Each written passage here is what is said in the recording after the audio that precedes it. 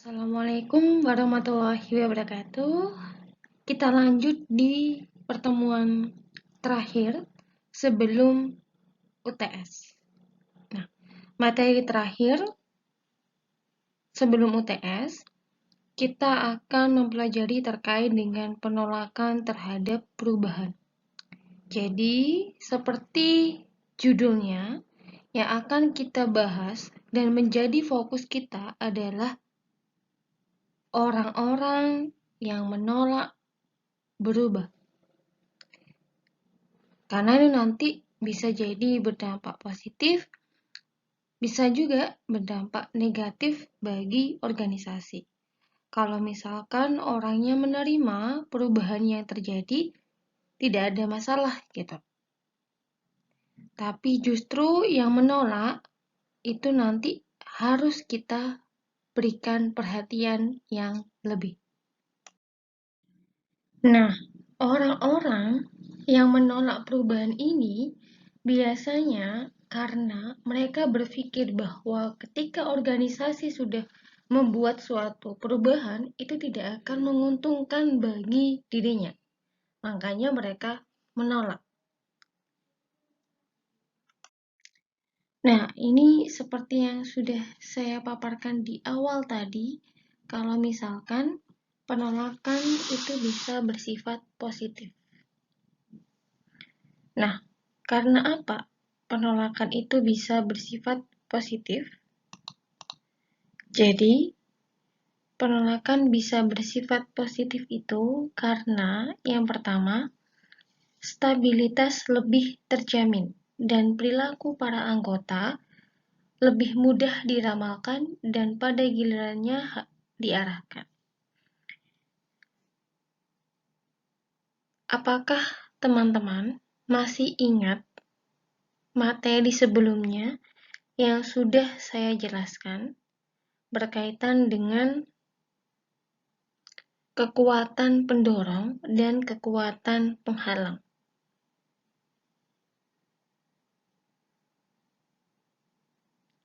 Jadi, kalau menolak itu berarti kekuatan apa? Yang mana? Kalau menolak berarti kekuatan penghalang.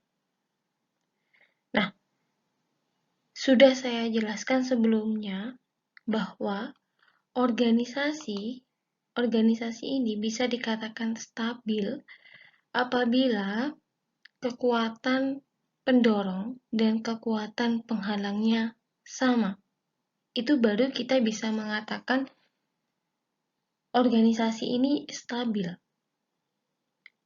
Jadi, kalau misalkan nih, di organisasi itu semuanya menerima, tidak ada yang menentang atau menjadi penghalang perubahan. Justru itu tidak bisa kita katakan stabil. Karena kadang di organisasi itu orang yang memberikan penolakan itu pasti ada alasan gitu.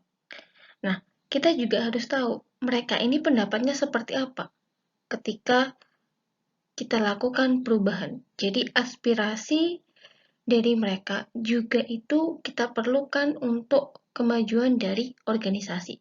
Tapi beda cerita kalau misalkan karyawannya ini pasif. Jadi mengikuti alur aja gitu.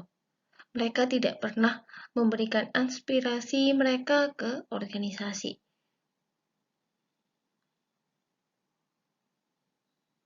Kemudian yang kedua, penolakan terhadap perubahan itu dapat menimbulkan konflik yang sehat.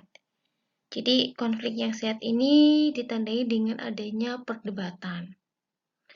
Perdebatan antara satu individu maupun kelompok dalam organisasi. Jadi mereka itu debat secara terbuka terkait dengan rencana perubahan yang akan diimplementasikan oleh organisasi. Nah, nanti kenapa kok bisa disebut sehat gitu? Karena nanti output dari perdebatan, output dari konflik yang ada itu akan tercipta suatu keputusan yang mana mereka lebih tepat dan juga lebih efektif. Karena didukung oleh seluruh anggota.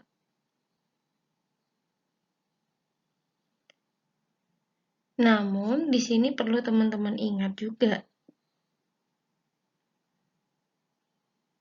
bahwa perubahan itu juga bisa menjadi penghalang bagi peningkatan kemampuan organisasi dalam beradaptasi terhadap lingkungan eksternal yang dinamis. Nah, kalau misalkan karyawannya itu menolak secara terbuka, secara terang-terangan, itu justru lebih mudah kita mengetahuinya gitu. Berbeda kasus ketika karyawan ini melakukan penolakan secara tertutup gitu. Maksudnya adalah secara implisit. Jadi kalau dia secara terbuka begitu berarti misalkan lewat mogok, ya kan? Pemogok kerja gitu kan? Atau bisa juga dengan menyampaikan keluhan secara langsung. Berarti itu sifatnya terbuka. Tapi kalau yang implisit, jadi kayak tertutup, itu justru tidak kelihatan sama sekali, tapi lebih membahayakan. Kayak misalkan nih, dia hilang motivasi untuk bekerja. Tidak memiliki loyalitas lagi terhadap organisasi.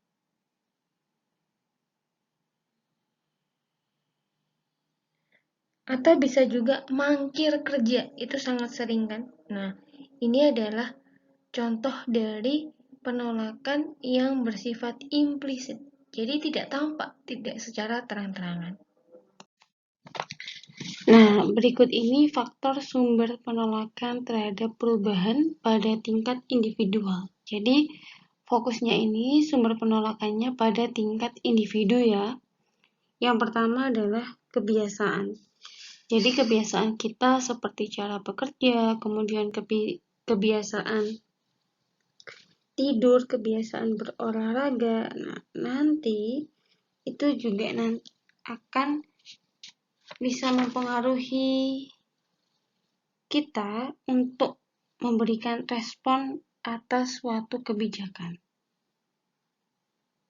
Jadi kebiasaan yang sudah kita lakukan setiap hari itu nanti yang akan mendorong kita untuk membuat suatu respon. Nah, responnya ini yang akan menjadi sumber penolakan. Karena yang sudah menjadi kebiasaan kita itu harus dirubah. Makanya mereka menolak. Yang kedua, ancaman terhadap rasa aman. Jadi ancamannya itu berkaitan dengan rasa aman di pekerjaan, di jabatan, ataupun di karir maupun penghasilan yang didapatkan. Nah, apabila karyawan ini merasa terancam gitu kan, penghasilannya, karirnya, jabatannya, otomatis karyawan tersebut juga akan menolak perubahan. Saya ambil contoh, misalnya, ini ada bagian perakitan mobil gitu ya. Nah, perakitan mobil ini dikerjakan oleh tenaga manusia. Namun, karena teknologi sudah semakin canggih, manusia ini digantikan dengan robot. Jadi nanti yang merakit ini bukan lagi manusia, tapi robot. Nah, robot inilah yang akan menjadi ancaman bagi kita terhadap pekerjaan penghasilan yang kita miliki. Nah, makanya karyawan ini nanti yang bagian perakitan itu akan menolak. Yang ketiga, faktor ekonomi.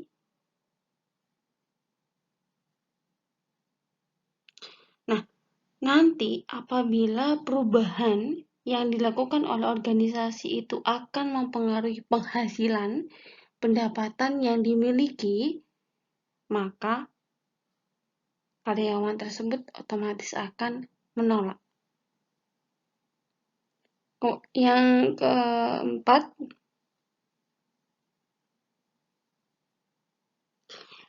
jadi kadang kita itu sulit untuk keluar dari zona nyaman.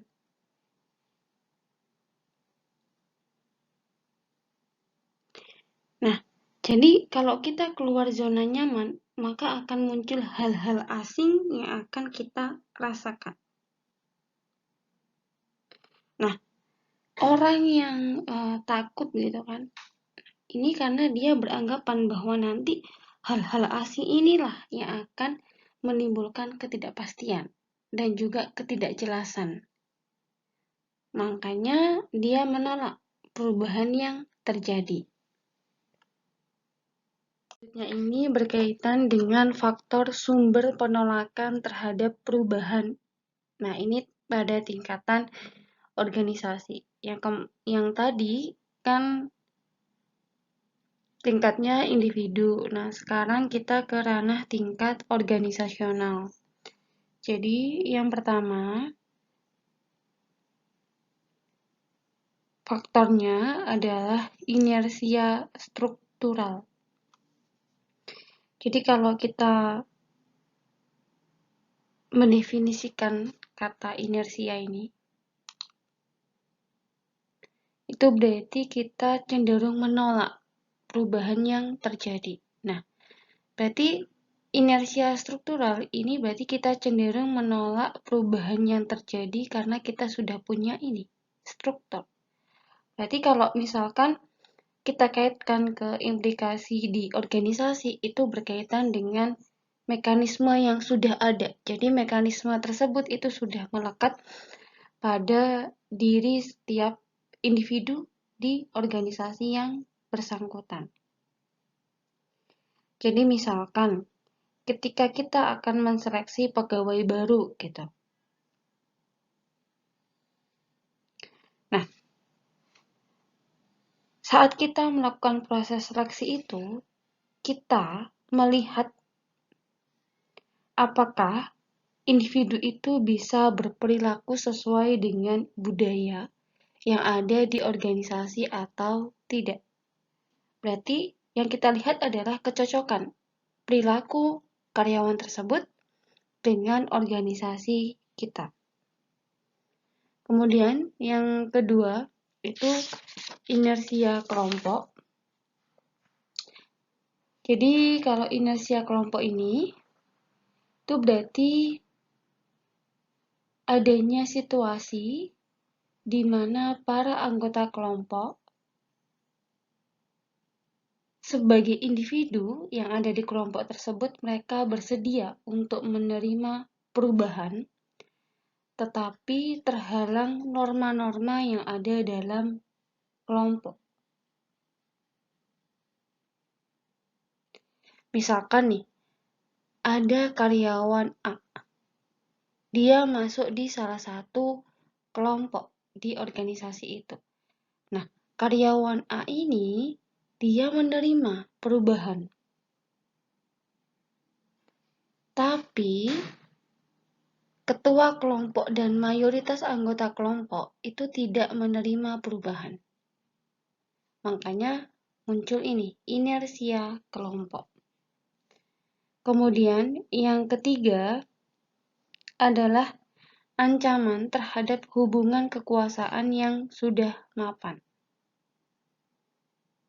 Jadi setiap organisasi itu pasti muncul namanya perdebatan berkaitan dengan kekuasaan.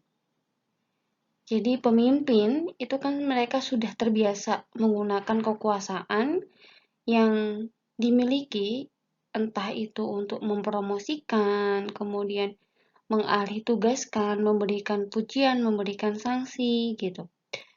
Nah, pemimpin itu nanti akan menolak perubahan.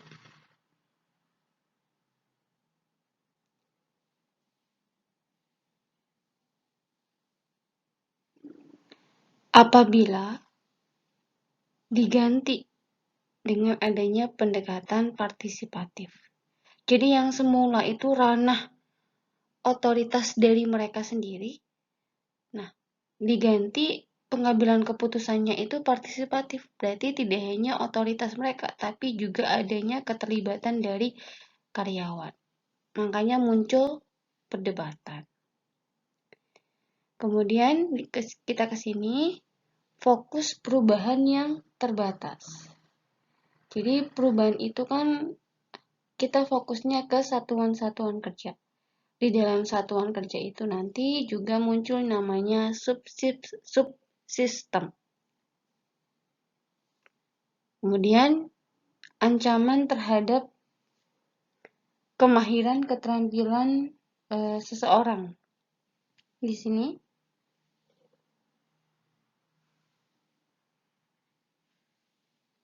nah, di suatu organisasi itu pasti ada yang ahli dalam suatu bidang tertentu.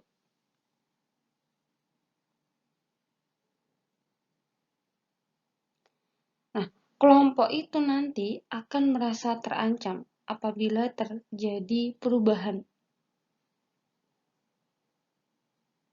Jadi misalkan nih,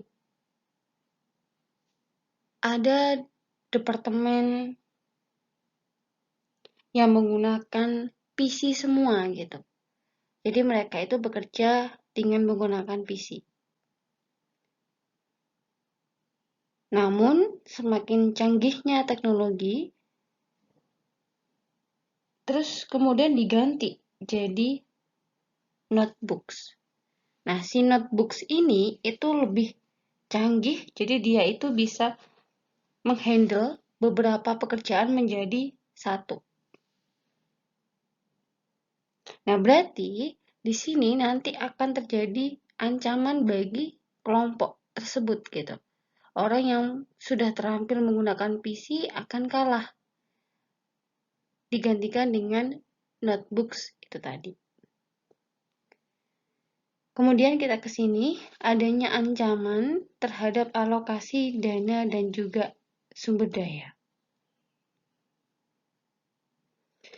Nah, kelompok-kelompok di dalam organisasi itu sudah terbiasa menggunakan sarana, kemudian prasarana, dan juga dana yang ada di dalam organisasi. Nah, yang terbiasa itu tadi akan melihat perubahan sebagai suatu bentuk ancaman. Nah, mereka itu lebih senang kalau misalkan praktek yang sudah mereka jalani selama ini itu berlanjut dan tidak ada perubahan.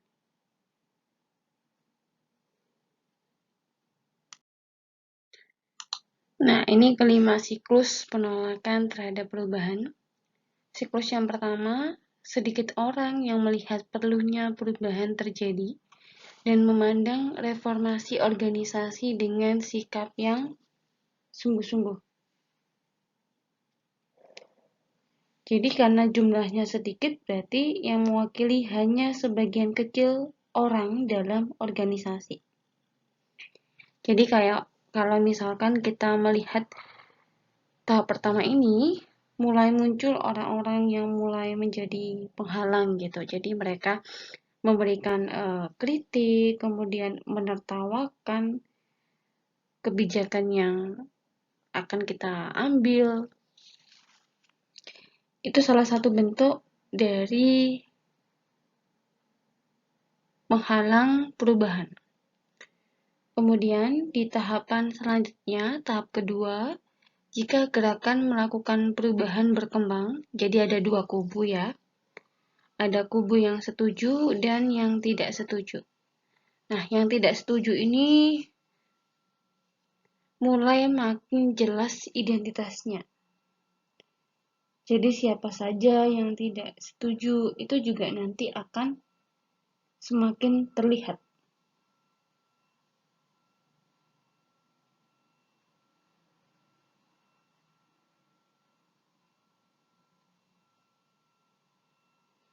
Di tahapan yang ketiga, di sini, tahap kritis karena terjadi konflik dan adu kekuatan antara yang mendukung perubahan dan yang menentangnya.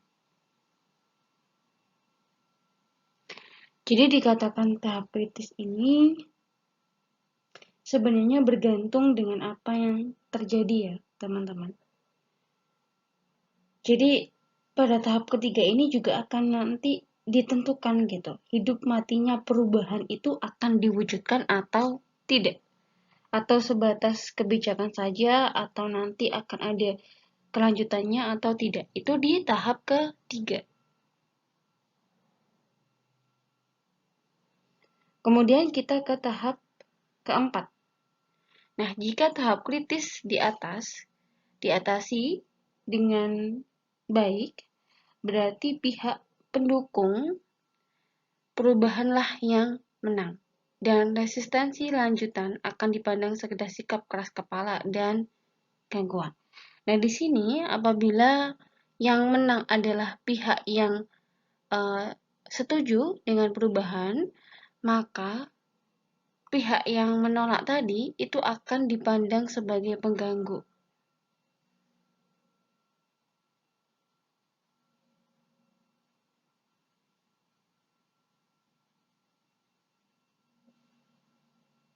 Nah, nanti kita bisa menyewa konsultan ya, misalkan masih ada yang menolak begitu, kita bisa menyewa konsultan untuk melakukan intervensi dan meyakinkan yang menolak tersebut bahwa memang perubahan itu wajib untuk dilakukan gitu. Itu di tahap keempat. Kemudian di tahap kelima, posisi penentang menjadi sama seperti pendukung perubahan pada tahap yang pertama. Nah, selanjutnya yaitu kekuatan dalam mengelola perubahan. Jadi ada beberapa kekuatan yang bisa kita gunakan untuk mengelola perubahan yang terjadi di organisasi. Yang pertama, pendorong perubahan. Jadi, kita harus menentukan siapa yang akan berperan sebagai pendorong untuk melakukan perubahan dalam organisasi. Jadi pendorong ini bisa manajemen puncak, ataupun manajemen menengah, itu bisa. Ataupun bisa juga manajer suatu bidang dalam organisasi. Kemudian, yang kedua, tingkat dan cakupan perubahan. Jadi di sini, manajemen harus memutuskan tingkat dan cakupan perubahan yang ingin diwujudkan itu apa saja. Karena seperti kita tahu bahwa perubahan itu juga terbatas gitu cakupannya. Tidak bisa kita melakukan perubahan itu secara menyeluruh langsung gitu. Jadi ada keterbatasannya. Misalkan kita ingin menyempurnakan formulir penjualan. Atau bisa juga kita ingin meningkatkan ketepatan pelaporan keuangan yang ada dalam perusahaan. Yang ketiga, berkaitan dengan kerangka waktu. Jadi, faktor ketiga ini bahwa pelaksanaan perubahan itu harus dilakukan secara gradual. Jadi ada tahapannya, tidak langsung begitu. Makanya kadang ketika kita akan mengimplementasikan perubahan itu butuh waktu berbulan-bulan gitu.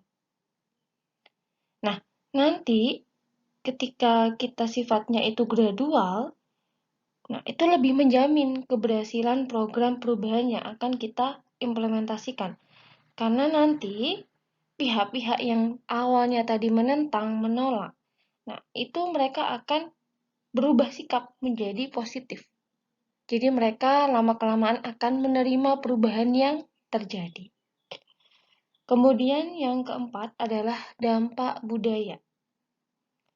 Nah, di sini peran dari konsultan ataupun pihak klien itu harus memperhitungkan dampak perubahan yang akan terjadi berkaitan dengan budaya yang berlaku. Jadi, kita harus bisa memperhitungkan makin kuat dampaknya terhadap budaya ataupun kultur yang ada dalam organisasi, maka penolakan itu akan semakin tinggi. Bahkan perubahan juga nanti jatuhnya akan semakin sulit untuk dilakukan. Yang kelima, evaluasi perubahan. Nah, di sini kita harus mengembangkan standar ataupun tingkat kinerja untuk mengukur tingkat perubahan yang terjadi dan dampaknya terhadap efektivitas organisasi. Itu seperti apa? Nah, ini ada model perubahan. Jadi di sini ada dampak pada kultur atau budaya. Kemudian di sini tingkat perubahan. Kita akan membahas 4 situasi ini. Jadi yang pertama adalah situasi di sini. Bisa kita lihat bahwa ketika berada di sini, katakanlah ini situasi yang pertama gitu ya. Jadi pada situasi yang pertama ini, tingkat perubahannya berarti kecil.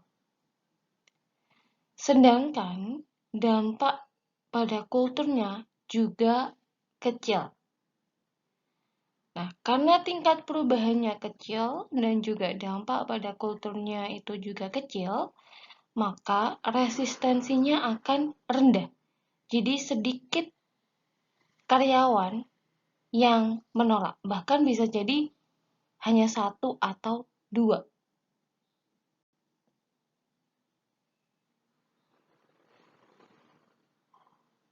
Nah, oleh karena itu, kemungkinan ketika kita mengimplementasikan perubahan, itu juga akan semakin besar peluangnya untuk berhasil. Itu kalau kondisinya di sini. Kita menuju ke yang di sini. Katakanlah ini situasi yang kedua. Berarti kalau situasi yang kedua, tingkat perubahannya bagaimana? Iya, tingkat perubahannya kecil, tetap kecil. Tapi di sini dampak pada kulturnya itu besar. Jadi tingkat perubahannya kecil, dampak pada kulturnya besar, adanya di posisi sini.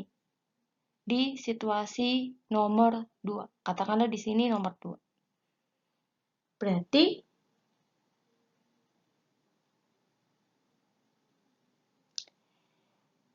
resistensi atau penolakan itu lebih tinggi dibandingkan di sini ya. Karena dampaknya juga besar. Nah, pada saat posisi di sini juga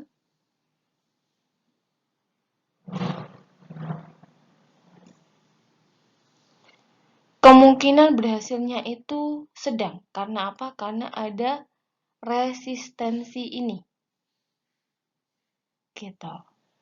Jadi kalau misalkan resistensinya itu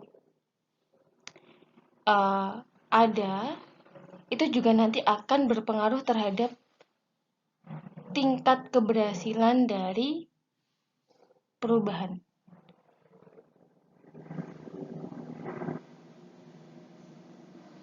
Kemudian kita ke sisi sini. Berarti kalau di sini posisi ketiga atau situasi ketiga, tingkat perubahannya itu besar, tapi dampaknya kecil. Nah, situasi di sini berarti perubahannya itu besar, tetapi dampaknya pada kultur itu kecil. Nah, situasi yang demikian itu berarti menunjukkan bahwa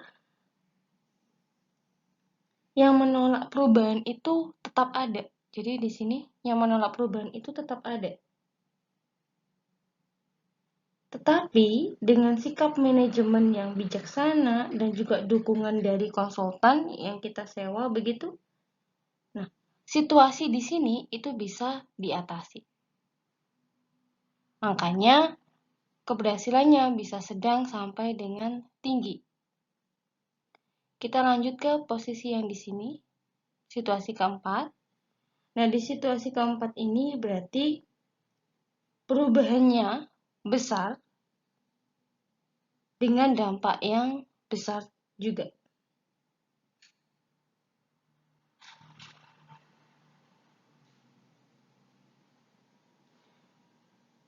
Nah, biasanya di sini resistensinya sangat tinggi. Jadi di antara semuanya, di sini paling tinggi resistensinya.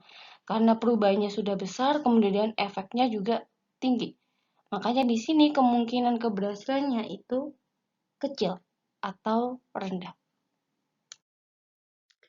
Nah, selanjutnya adalah strategi dalam mengimplementasikan perubahan. Jadi ada beberapa strategi yang bisa kita gunakan ketika kita menemukan adanya resistensi atau penolakan terhadap perubahan.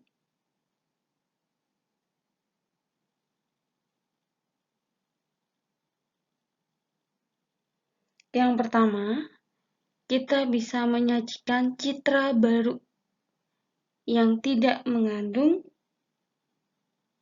ancaman. Jadi, di sini ketika kita ingin mengimplementasikan suatu program perubahan, program tersebut selalu inovatif.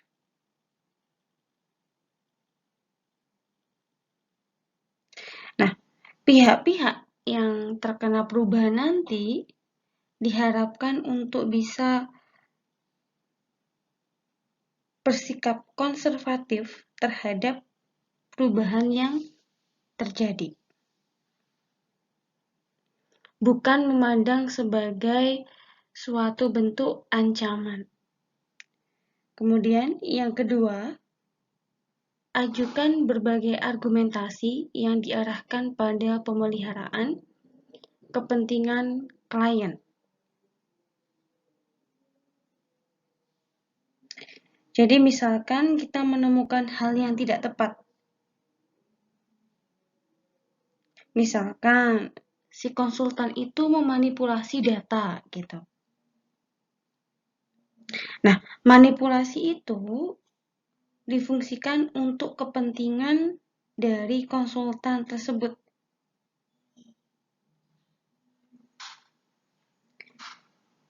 Tapi pada klien, konsultan itu harus menyampaikan argumentasi yang benar. Perlunya perubahan demi mencapai manfaat yang besar. Yang ketiga, kurangi oposisi dan tangani konflik secara terbuka.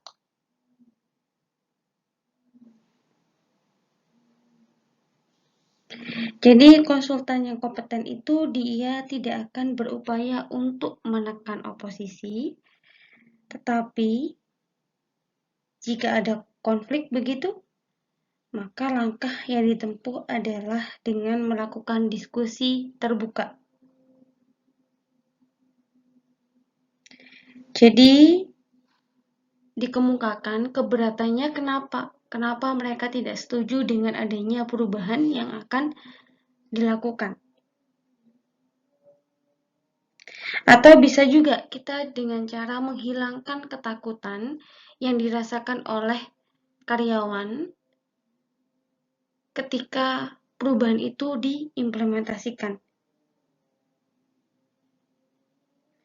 Yang keempat, bentuk persekutuan dengan berbagai pihak pendukung yang kuat. Jadi misalkan kita butuh dukungan dari manajemen puncak. Ternyata dukungan dari manajemen puncak ini tidak cukup. Berarti konsultan juga harus menggalang dukungan lain. Bisa dari tingkat manajemen lainnya.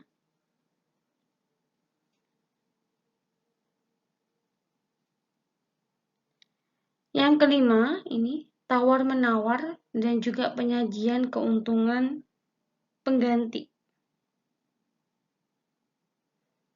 Karena perubahan itu kegiatan yang berlangsung secara terus-menerus.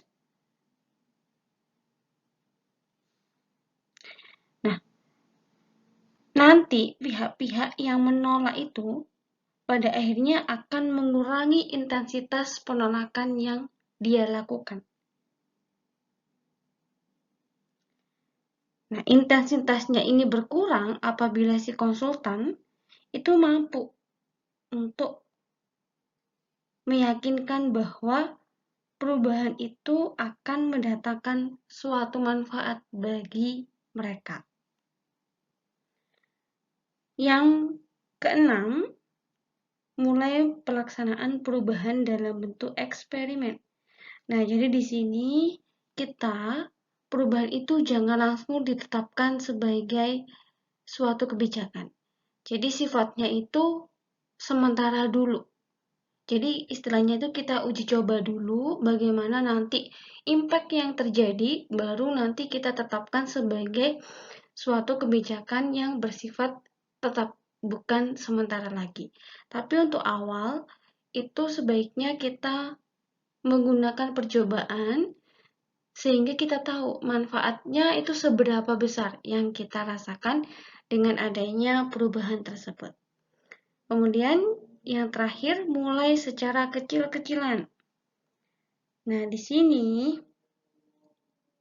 karena ketika kita membuat suatu kebijakan perubahan atau program perubahan itu hasilnya kan masih belum pasti gitu. Nah, jadi alangkah baiknya kita memulainya dengan kecil-kecilan dulu. Nah, nanti apabila berhasil, lalu kita bisa mengimplementasikan secara perlahan pada komponen yang lain hingga nanti bisa mencakup seluruh organisasi klien. Nah, yang terakhir kita akan membahas terkait dengan taktik yang dapat digunakan untuk menghadapi kecenderungan perubahan.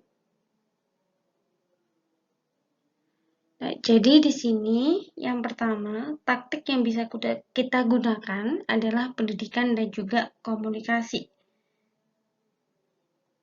Jadi kalau misalkan banyak sekali kegiatan komunikasi yang kita lakukan, resistensi itu akan berkurang.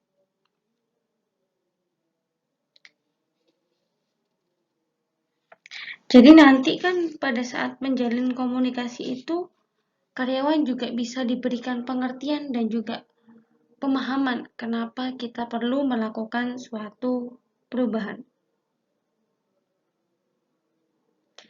Nah, bentuk komunikasinya bisa tatap muka, kemudian atau presentasi melalui konsultan, itu juga boleh. Yang kedua adalah partisipasi. Nah, di sini berarti kita melibatkan orang lain dalam organisasi. Bisa kita libatkan karyawan. Nah, ketika kita sudah melibatkan karyawan gitu, jadi mereka memberikan partisipasi untuk organisasi, berarti mereka turut serta gitu di dalam kebijakan organisasi. Sehingga itu nanti akan membuat komitmen mereka akan mengalami peningkatan. Sehingga ada rasa dalam diri mereka untuk bisa ikut serta dalam implementasi perubahan. Yang ketiga adalah upaya memperlancar dan memberikan dukungan.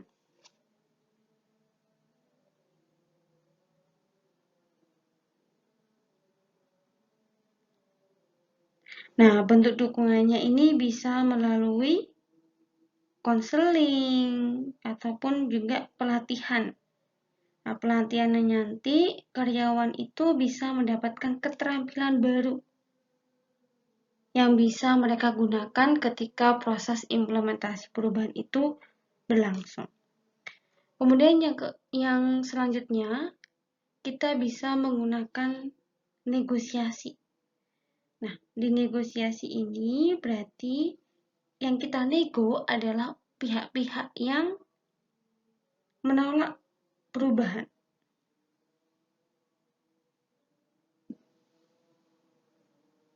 Misalkan, jadi si konsultan ini ketemu sama karyawan-karyawan yang notabene adalah kuat di organisasi. Nah, berarti si konsultan ini nanti bisa menawarkan imbalan. Nah, imbalannya nanti bisa mereka gunakan untuk bernegosiasi terkait dengan implementasi program perubahan. Selanjutnya yaitu manipulasi dan kooptasi. Berarti kalau manipulasi itu sebenarnya adalah melanggar norma ya, teman-teman. Jadi kayak kita memutarbalikkan fakta yang ada. Kita tidak menyampaikan suatu informasi yang akurat atau yang semestinya.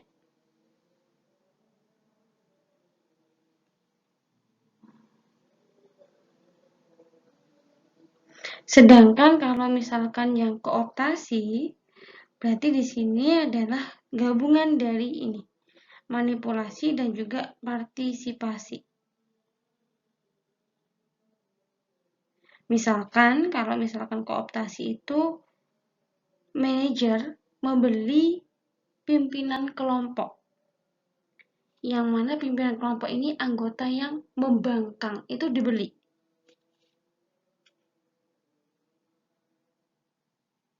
Dan setelah mereka dibeli, mereka diikutsertakan dalam proses pengambilan keputusan. Dan nanti resistensi juga akan berkurang. Nah, yang terakhir, kita bisa menggunakan cara paksaan ya. Jadi kita memaksa pihak yang tidak menerima perubahan. Nah, paksaan ini bisa berupa ancaman. Jadi seperti yang sudah saya jelaskan sebelumnya, jadi paksaan ini bisa berupa ancaman.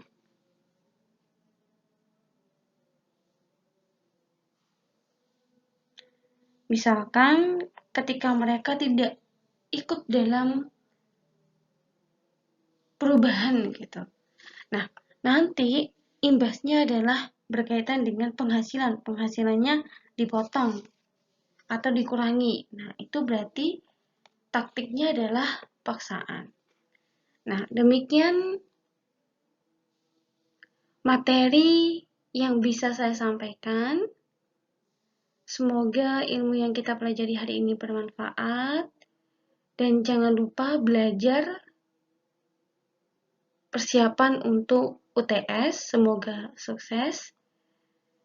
Saya minta maaf apabila ada salah kata maupun perbuatan. Akhirul kalam, wassalamualaikum warahmatullahi wabarakatuh.